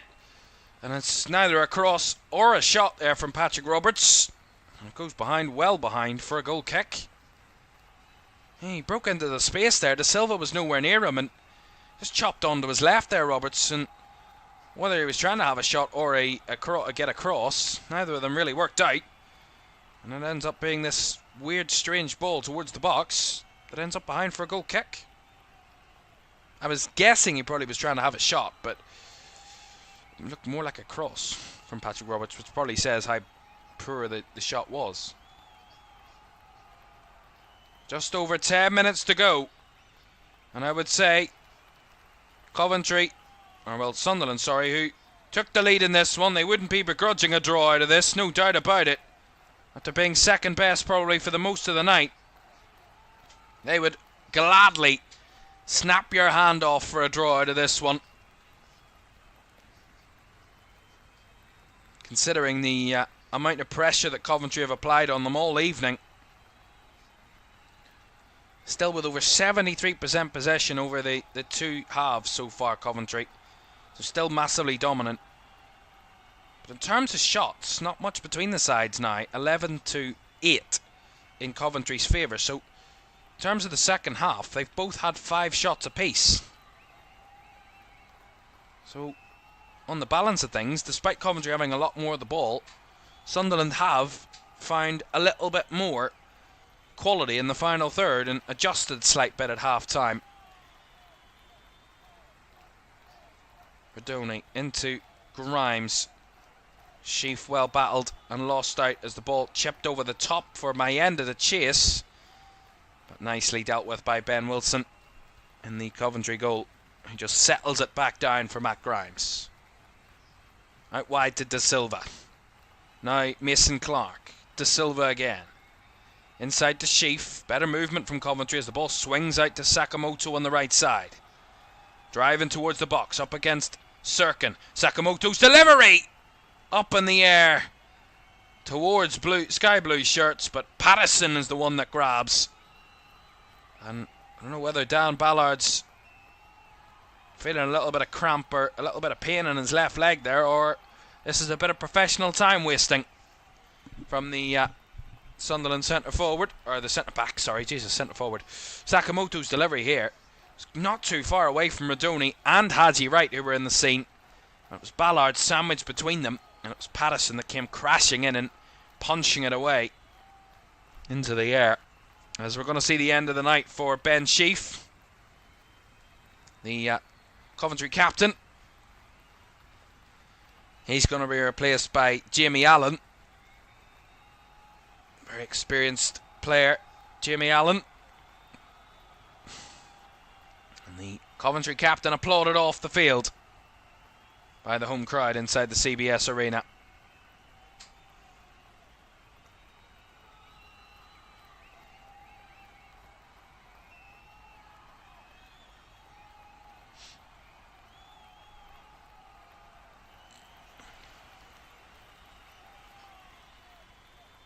Coventry's previously featured in the EFL Playoffs twice. Of course, we remember the most recent appearance in the playoffs, the 22-23 season, when they lost in the playoff final to Luton at Wembley. On penalties, of course, on that occasion. They also played it in the League 2 playoffs in 2017-18, so they've had a meteoric rise across their 6 matches in total in the playoffs. The Sky Blues remain unbeaten, so they've not lost in normal time in any of their 6 playoff games. They've got to the final on all occasions, but they've failed to earn promotion to the Premier League, of course, in the most recent one, losing on penalties to Luton, obviously.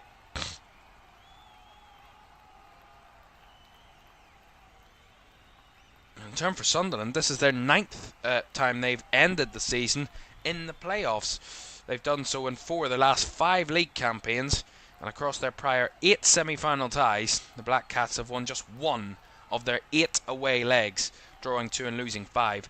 A 2-0 victory over Newcastle back in 1989-90. How fitting that one was, I'm sure, considering the two sides' rivalry. There's a long ball into the box here for Coventry. Cleared away by Ballard, who got a commanding header on that one.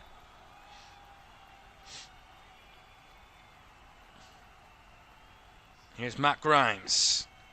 Space to drive towards the box. Lays it off on the outside to Sakamoto. Body's in the box. Sakamoto chops back, gets a bit of space, gets past Sirkin. Sakamoto at the byline, trying to walk it in. And it comes behind for a corner. Patterson was the one that got a hand to that. See it again. Sakamoto chops inside, comes back around the outside, leaves his man for dead in Lefay. And it's Lefay that actually gets the last touch there for the corner.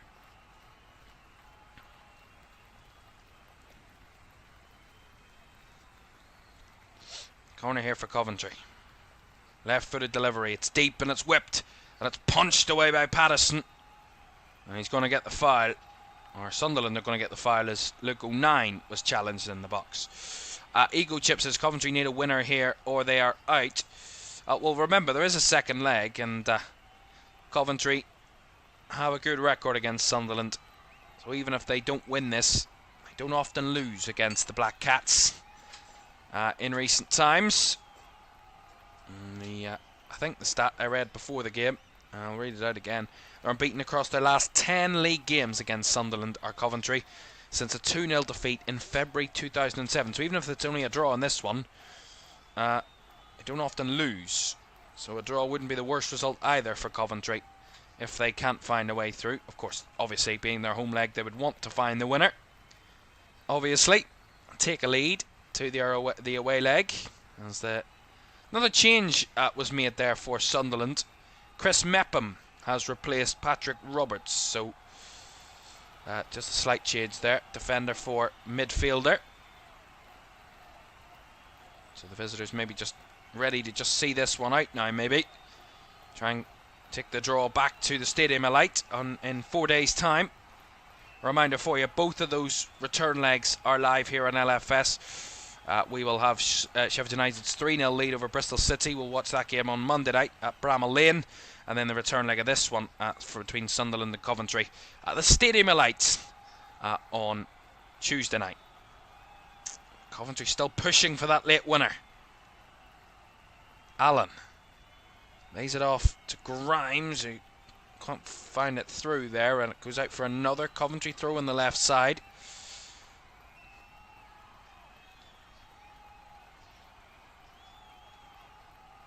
Those fans who were jumping up and down a few moments ago maybe looking a bit more nervous.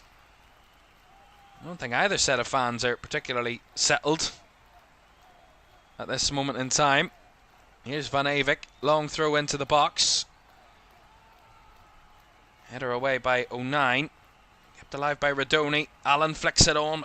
Scrambled away again by Sunderland.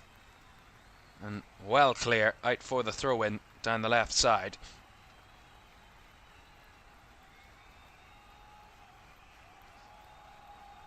De Silva, the short throw. A little slip there from Grimes as he played it forward. The ball found its way towards Radoni. Couldn't keep it alive as Sakamoto under a little bit of pressure there. And Van Avik. Oh, he's made an awful back pass. Here's a chance for Mayenda. He rounds the keeper. He gives Sunderland the lead again. Raptures in the away end. An awful mistake by Van Avik. And Sunderland have the breakthrough once more. And Coventry really now in a terrible position, pushing for the winner, and they might have just lost it in the dying embers. Sunderland, who only needed a draw, only wanted a draw, only came here to get a draw, they might be heading away with a pretty remarkable victory. A mistake at the back there by Van Avik, completely undercooked the pass back to Ben Wilson, and my goodness, see this again. It's great pressure on Van Avik there. And it's a terrible back pass. And Mayenda rounds Wilson, who's out of his box, who can't touch the ball. And with his hands anyway. And Mayenda makes it easy, makes it simple. Dribbles around him. And absolutely rolls it into an empty net. The two centre forwards making themselves known for Sunderland tonight in key individual moments. 20 minutes between each other. Isidore with a first, Mayenda with a second, and Sunderland are going away, it seems, with a pretty Pretty massive result in the playoffs. Coventry 1, Sunderland 2. And those home fans are stunned inside the CBS Arena. Stunned indeed. Here's Matt Grimes. Again, they have to do like they did the last time. They have to respond again. There's time to do it. Last minute of the 90. De Silva. Thomas now. Sakamoto. Left-footed delivery. Sakamoto's ball cleared away by Hume. Brought down by Grimes again. He will whip it round the corner, but far too close to Anthony Patterson on that occasion. And it's simply brought down. And look at those fans in that away end. A roller coaster of emotions for them tonight. Up and down and then up again. Those Coventry fans down, then up, then down again. The way the goals have come and gone tonight. Well, this is what you call a smash and grab. Over 75% of the ball for Coventry tonight. But Sunderland have made the most of their chances. Two big chances, and they've taken both with 2 shots on target. Coventry with only 2 shots on target, 1 in each half. And their only shot on target of the second half was their equalising goal from Jack Radoni. 6 added minutes then at the end of this one. Is there time for another winner? Mason Clark in the box. It's cleared away from Joe Bellingham, who celebrates like that, like he scored a goal with that clearance. Nice ball across the box. Haji Wright with a spin. Challenge by Joe Bellingham is sensational. And then the clearance away from the follow-up. That is a fantastic challenge by Bellingham. And then the clearance there by his captain. Long throw into the box. Flicked on by Thomas. And Anthony Patterson got the clean save on it.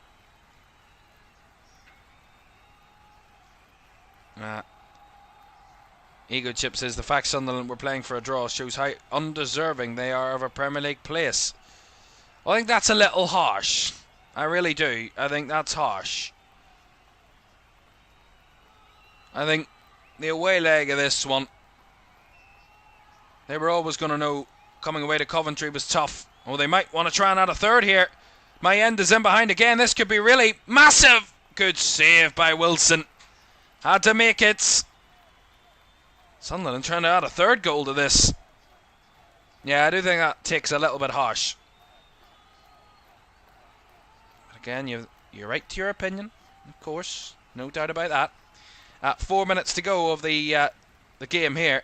And Sunderland have a corner, left-hand side. Coventry fans are hoping they don't end up with a 2-goal deficit out of their home leg of this.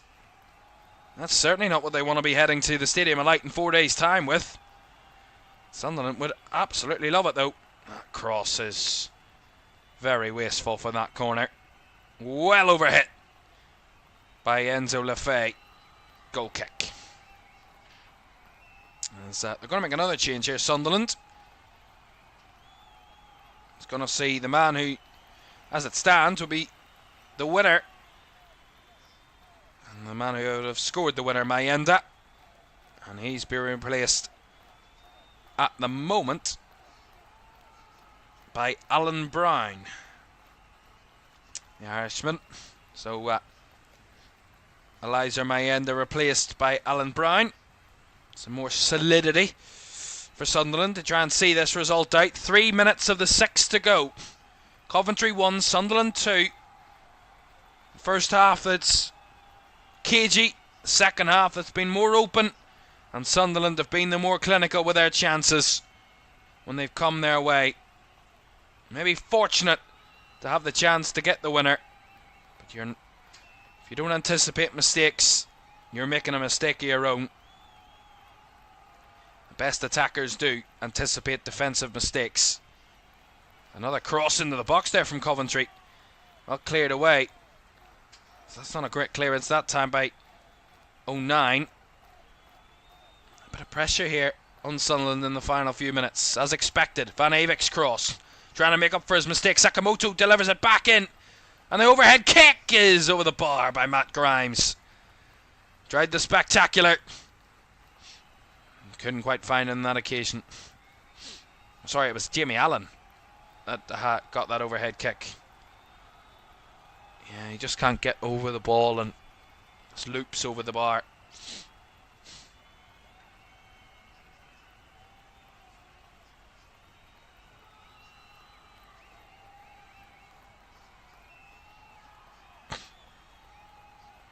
And remember, we talked about Sunderland's form coming into this one.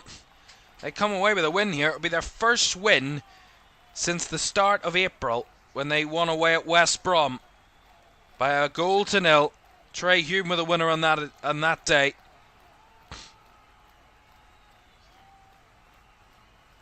So it's been 6 games without a win for Sunderland. 5 defeats in a row heading into the playoffs. But when the playoffs come around, at the moment it looks like Sunderland have got themselves well in gear and well ready for it and well up for it. They offered very little in the first half, but they adjusted, changed a few things at half time, and they come out and matched the attacking threat of Coventry in this second half. 8 shots to 7 in Coventry's favour, so minimal difference in the final third between the sides. And Sunderland just able to take their chances more clinically than Coventry have tonight. And if Coventry are going to progress, they're going to have to pull off a big performance like Sunderland have tonight in the away leg. But Sunderland have their own task at home that they'll have to balance that out with. And we'll see how they both react on Tuesday night. See them in the second legs in 4 days' time as the final few seconds here at the CBS Arena. Right, on the break again here, Sunderland down the left, but Bobby Thomas in the way. Still alive though. A little bit of space here. Here's Dan Neil. Not rushing forward, although the nice ball delivered back out wide. Here to Neil. Holding it at the corner flag. If they can get something out of this. De Silva, well challenged. Neil trying to come away with the ball. But De Silva breaking away with it. And Kitching was fouled, which is going to be a free kick to Coventry.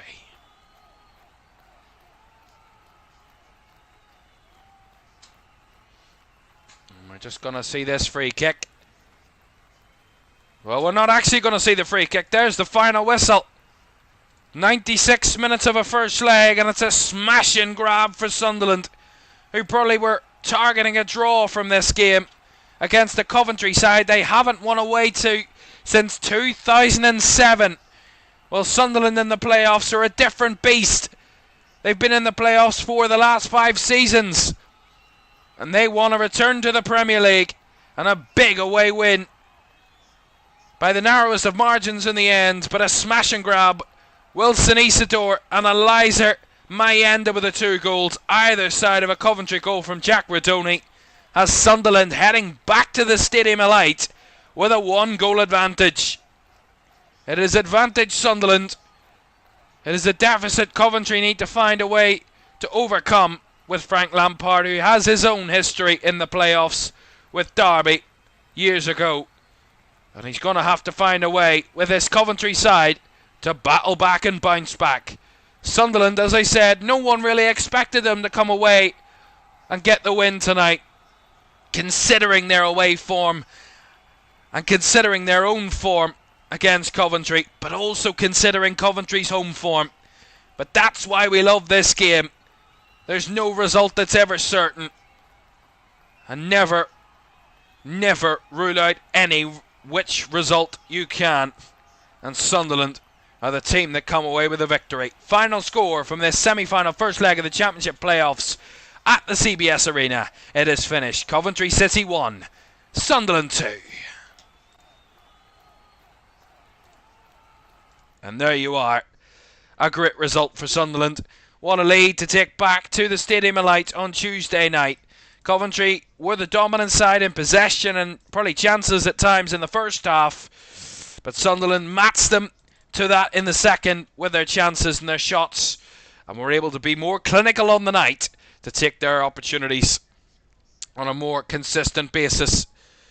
It's a bit of a hard moment for Milan van Avik to take, really, and the fact that he got the assist for the equaliser for Coventry, but he was the man that gave the ball away to score the winner from Mayenda. A little bit emotional there, Milan van Avik. But remember, there's a second leg, and there's always another story to be written. And we'll be back on Tuesday night to tell you what comes of that. So here, after the first legs have concluded, this is what we take from it. Bristol City collapsing at home, really, after that red card to Rob Dickie. And Sheffield United coming away with a very convincing result in terms of the scoreline heading into their return leg on Monday night. And Coventry were battling back after they went behind against Sunderland, but in the end it was Sunderland that got the smash and grab and snatched the result late in the game from that man Eliza Mayenda to score the winner, and they take a lead back to the Stadium of Light. So it's the two away sides, the red of Sheffield United and the red of Sunderland, heading back to their respective home stadiums of Bramall Lane and the Stadium of Light with leads against Bristol City and Coventry. We will see who will be heading to the Championship Playoff Final when we return with the second legs on Monday and Tuesday night. Do join us for those second legs of the Championship Playoffs. And it's all building up to the Championship Playoff Final on Saturday the 24th of May. A return for Premier League football tomorrow for you. We'll be live from 5:20 tomorrow for a 5:30 kickoff at the Vitality Stadium as Europe chasing Bournemouth take on Aston Villa, who are still chasing the Champions League. Two sides with a lot still to play for in the final 3 weeks of the Premier League season. That is tomorrow at 5:30. Right, that's it from us tonight. Sunderland and Sheffield United take leads away from their respective away legs of the semi-final playoffs, but we will see what can happen in the return legs. Join us on Monday and Tuesday night for them. Thanks for your company tonight. We'll be back tomorrow with Premier League action, and on Sunday as well before the Championship Playoff return legs on Monday and Tuesday. So lots of football still to come. Thanks for your company tonight. It's been great to have you with us, and we'll see you again tomorrow, hopefully. Bye-bye.